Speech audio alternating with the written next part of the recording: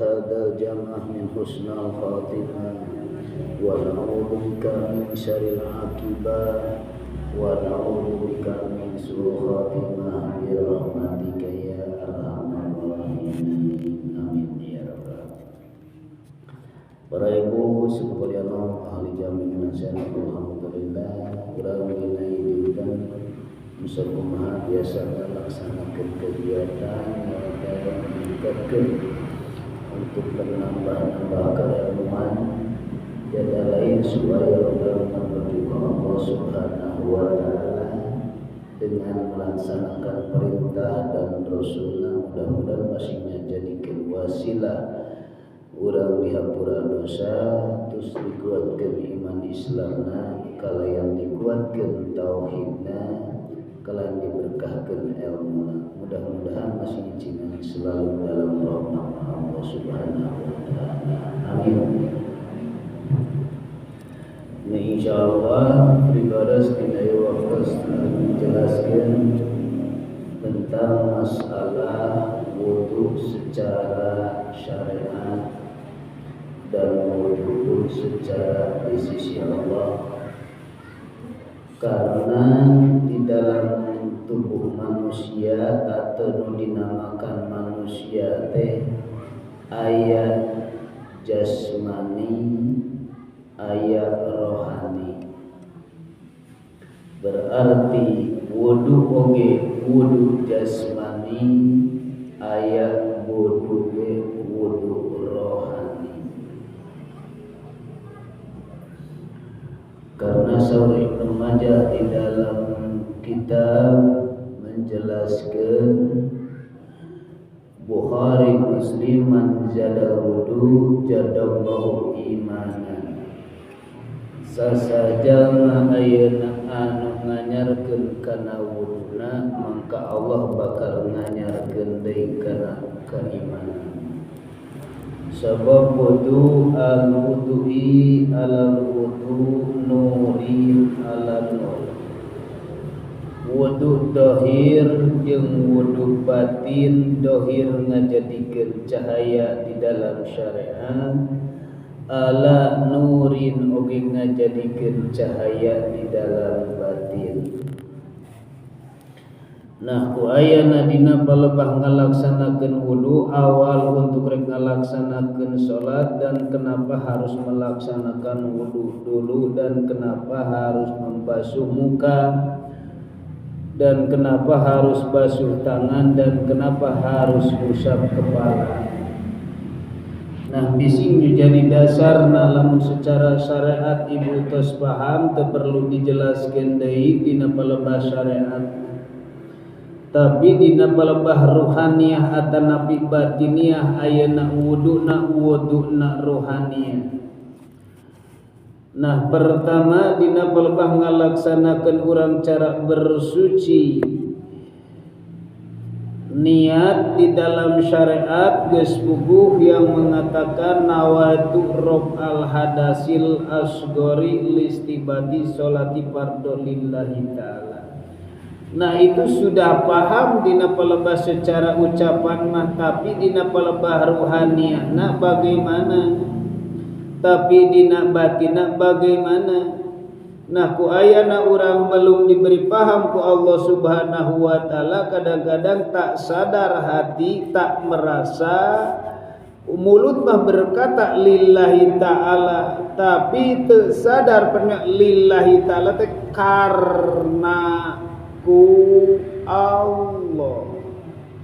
Urang diwudukeun karena Allah, Karena Allah itu secara pikiran pasti, tapi kalau secara ruhaniana mata gampang diganggu nih. Karena Allah telah ngawudukeun, karena Allah telah menggerakkan, kududa kitu sadar di dalam ruhania. Nah, matak itu dah disebutkan niat lillahi ta'ala teh. Ayo urang kan coba kun lillahi ta'ala seperti anak kecil keur nalar kalaksanakeun jampe wudu. Tapi ruhaniahna teu sadar karena ngucapkeun lillahi ta'ala, ngucapkeun doang tapi ruhna teu sadar.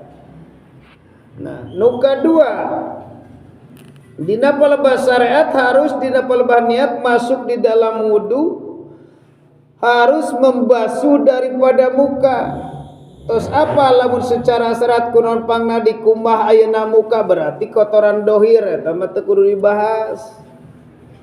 Kunaon ieu bisi kebanyakan ruhaniah menghadap kepada salayan di Allah. Contohna seperti dina keur waktu salat, inni wajahtu wajhiya lilladi, ini senyana aku wajah rohku wajhiya menghadap lilladi ke dat, sedangkan datna tak pernah ketemu datna Allah. Itulah matak menghadap ruhaniah keur salat teh jadi kana pekerjaan atanapi karena sesuatu salianti Allah di situ. Maka itulah yang diperintah nak melaksanakan mencucikan muka di dalam syarat, padahal itulah muka ar-roh di dalam dada, berarti menghadap kepada salian Allah.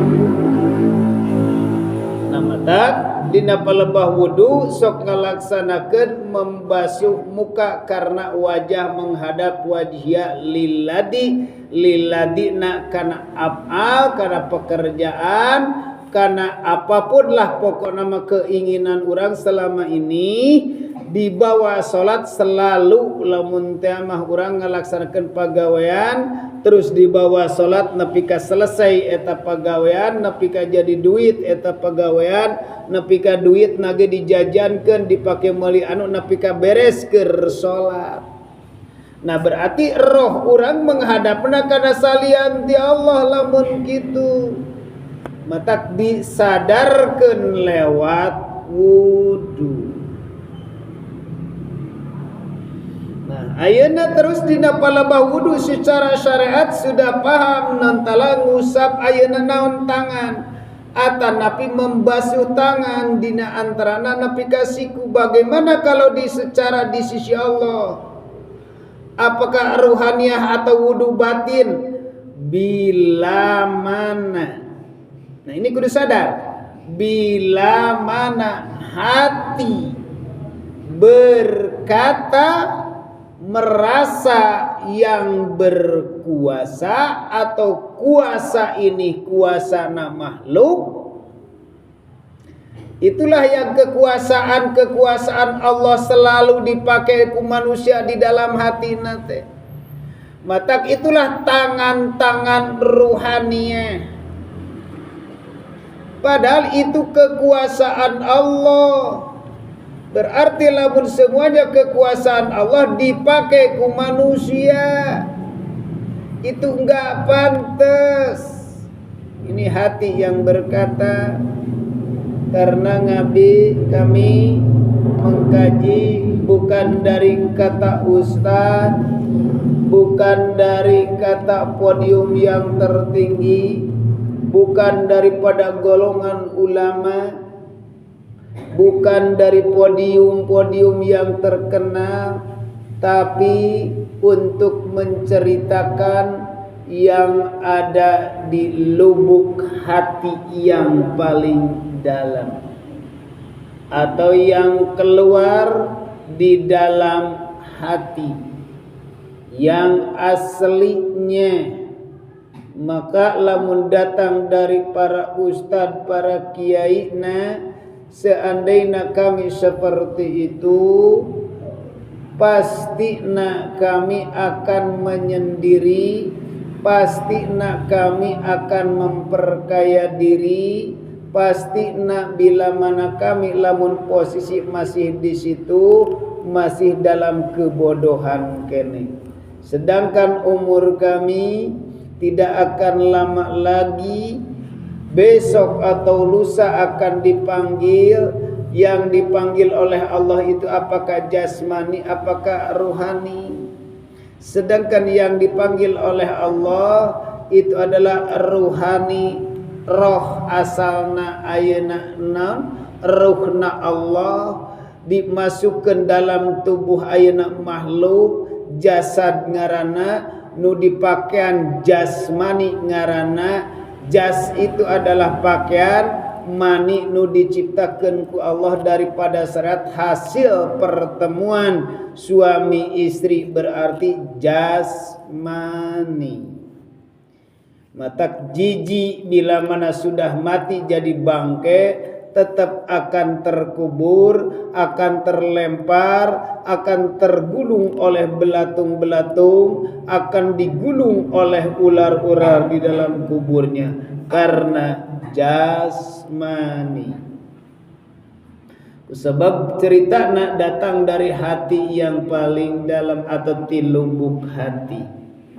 Maka mengkaji daripada dina masalah bersuci, jangan sampai nepika ayeuna urang usia geus di atas 50 dan 60 atau 40 nepika masih dalam kebingungan untuk menuju kepada Allah. Bila mana Allah memanggil, ya mangkana fi hadil a'ma fahuwa fil akhirati a'ma wa adallu sabila. Bila mana mata hati di dunia masih dalam keadaan masih buta, jangankan di akhirat, di dunia pun sudah bingung. Itulah matak diadakan ngalaksanakan bersucilah dari tanganmu. Contohnya manusia bisa seperti itu, bisa bikin ini, bisa bikin itu lewat salah satunya di antaranya tangan. Tangan ini bisa itu, bisa ini, kan tangan itu seolah-olah dia yang berkuasa. Nah itu manusia tangan-tangan ruhaniah orang, oke, itu dah kembalikan, sucikan. Seandainya dari mulai duhur sampai asar, kadang-kadang tersirat di dalam hati mengatakan selalu yang merasa berkuasa, datanglah dengan wudhu sholat asar, maka di situ bersihkan lagi. Yang ketiga, satu niat, dua ngalaksanakan muka, katilu, tangan, kaopat, kepala. Kepala nu perintah ku Allah nyaeta ayam sa ngusap kepala. Pendapat banyak di sini. Kalau pendapat ayeuna menurut di dalam syariat, cek Imam Syafi'i cukup ku ngawasuh di antara rambut yang ada di kepala kalau secara syariat. Pendapat Imam Maliki wajib dikuma semuanya seperti orang yang keramas. Banyak pendapat-pendapat. Nah kalau secara syariat banyak pendapat, padahal itu satu paket. Ayeuna naon sababna ayeuna dina palebah wudu rambut menang kudu harus dikuma atau napi kepala harus diwasu, diusap. Nah, ibu salaresna bila mana orang punya kepangkatan lamun wae secara di rumah pangkat rumah tangga, lamun wae lelaki berarti pangkatna pangkat ayeuna kelelakian di dalam hati nih. Lamun satu lingkungan adalah pangkat ke-RT-an, lamun saka RW-an sakoroyah pangkat ke RW-an, lamun salurah ke pangkatan pangkat itu. Maka bila mana manusia disuruh melaksanakan kalau secara syariat memang bila mana aya kotoran dina rambut, aya kotoran eta mah tos kudu dibahas dina hadis jeung dalil terus dijelaskeun. Setiap ngaji oge bab wudu oge ibarat ku para santri terus dibahas, terus dijelaskeun, ibu tos paham, terus ngajalankeun bahkan. Tapi ayeuna kepala ruhaniyah yang tadi bagaimana? Inilah contoh-contoh bila mana manusia di dalam hati merasa pangkat aku lebih tinggi, di bawah aku bahwa kecil. Hati merasa yang di dalam rasa ini katanya. Maka bila mana ayat merasa seperti itu harus sadar matak itulah kepala yang selalu diusap. Kadang-kadang orang mata sadar cuma ngusap doang hari-hari. Ruhaniyah nama hari-hari kayak itu kan dia. Sah teu sah secara syariat mah sah. Tapi bagaimana kalau arek menuju ke Gusti Allah? Karena pangkat itu diakui oleh dirinya sendiri, berarti make kepangkatan Allah juga. Itu berarti masih kotor di dalam mastaka. Matak dicontohkan bila mana jalmi ngalaksanakeun ka Mekah nu disebutkeun tahallul. Tahallul motong rambut.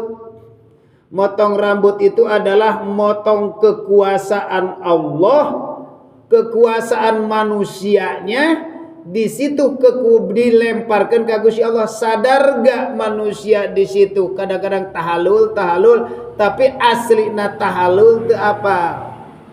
Padahal tahallul motong rambut sanajan bari saeutik harus sadar bahwa orang datang ka ditu teu bisa berkuas. Yang berkuasa hanya Gusti, dibawa ku Gusti. Bisa ayeuna haji dan umroh oge ku Gusti, sagala-gala ku Gusti Allah. Kari-kari ruhaniyah mengaku karena aku bisa usaha, karena aku pintar, karena aku merasa aku bisa melakukan haji. Itulah yang harus dipatahkan. Contoh di bayi deui. Bayi bila mana diayun umur 40 hari. Contohnya Bu, 40 hari kenapa diadakan mahinum? Terus di napalba mahinum disunatkeun cek Rasul memotong rambut. Rambut sedikit di situ karena bayi. Contoh ini kudu paham Bu, bisi suatu saat ibu di piwarang marhaba ku ayeuna masing-masing ku tetangga terus sampai kak motong rambut. Apa sih tujuanana? Motong rambut itu kalau di Mekah mata halul, lamun di dieu mah manusia supaya sadar da sabab bayi mah masih dalam keadaan suci. Al waladu yuladu alal fitrah. Lahir bila mana dilahirkan keadaan suci. Kari-kari dipotong ayeuna rambutna supaya secara syariat eta murang kalih ke depanna bila mana boga pangkat nepi ka dilemparkeun hatena ka Gusti Allah. Terus ayeuna urang anu motong oge kade urang ulah merasa di dalam batin, merasa pangkat ini adalah pangkat aku, ustad atarapi ajengan atau ustadah, lemparkan secara hakiki di dalam hati. Inilah aku lewat bayi harus disadarkan. Itu contoh-contoh sadayana di dalam dunia. Supaya naon? Jadi supaya manusia cepat-cepat sadar secara ruhaniah. Nah, jadi kembali. Jadi mastaka itu bila mana dewasu teh matak cek Imam Maliki mah geuning langsung usape sadayana nepi ka baseuh supaya lila dalam keadaan sadar. Nah, cukup cek Imam Syafi'i mah ditoel kalau secara syariat mah yang penting sadar pada hal di sisi Allah. Yang keempat, Yang kelimana adalah ngumah kaki. Kenapa harus dikumah kaki? Padahal kaki orang tengah laksanakan di rumah cicing, bersih, tekotor kaitu ka dia. Kalau secara syariat tekudu kalau pelebarinya. Padahal itu supaya kembali karena sadar. Bila mana ayeuna orang tak merasa di dalam batin ruhaniah, contoh orang bisa datang ke masjid ruhaniah lamun can sadar seolah-olah orang anu bisa berjalan. Contoh ruhaniah bila minatan sadar, bila mana orang mengerjakan apapun pekerjaan ruhaniah, orang akan berkata orang yang bisa berperan. Contoh bila mana orang pepergian mencari rejeki, tak sadar ruhaniah merasa orang nu bisa neangan rejeki. Padahal manusia yang sebenarnya adalah makhluk mempunyai sifat la haula wala quwata illa billah, tak daya dan tak upaya tiada lain hanya kekuasaan Allah, tapi manusia kekuasaan Allah atau iradatna Allah. Inilah yang selama ini kita rengut jasnya Allah, dijadikan jasmani, jadikan Tuhan. Maka disitulah tujuan orang datang ke dia makhluk ngarana dalam hati dibawa oleh sang hidup. Itulah kewujudannya Allah, dikembalikan lagi, dikembalikan dan dibawa oleh sang hidup. Melaksanakan pekerjaan di rumah lagi, kembalikan lagi, kembali kepada Allah. Berarti yang berperan di rumah sang hidup. Contoh nak manusia mah tajri min tahtihal anhar, ngalir kaitu ka dia dibawa ku Gusti Allah. Diminumkeun ge, dipanggil urang haus diminumkeun ge ku Gusti Allah. Terus tak pernah berhenti di dalam hati, selalu sadar jalmi ketika manusia selalu didorong oleh dzikir napas, yaitu mau dzikir khafi silahkan, Allah tidak akan pernah berhenti. Jadi orang itu yang dikatakan sholat daim, sholatnya langgeng, teu pernah eureun-eureun, ruhaniahna selalu sadar ka Gusti Allah. Duduk didudukeun ku Gusti Allah, minum diminum Gusti Allah, BAB di BAB-keun ku Gusti Allah, kencing dikencingkeun Gusti Allah, tidur ditidurkeun Gusti Allah. Semuanya berarti cara bayi lagi, suci lagi.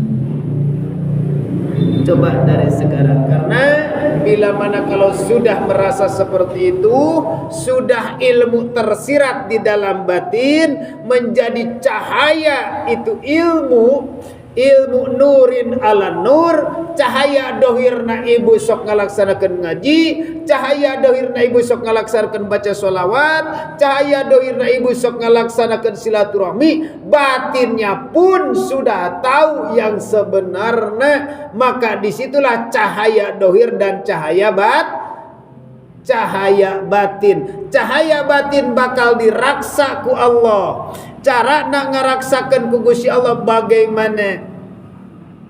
Allah akan ngaraksa bila mana jalmi geus mahfud, jalmi geus diraksa. Bila mana jalmi rek ngalaksanakeun dosa atau rek cilaka, terus dilindungi ku Allah.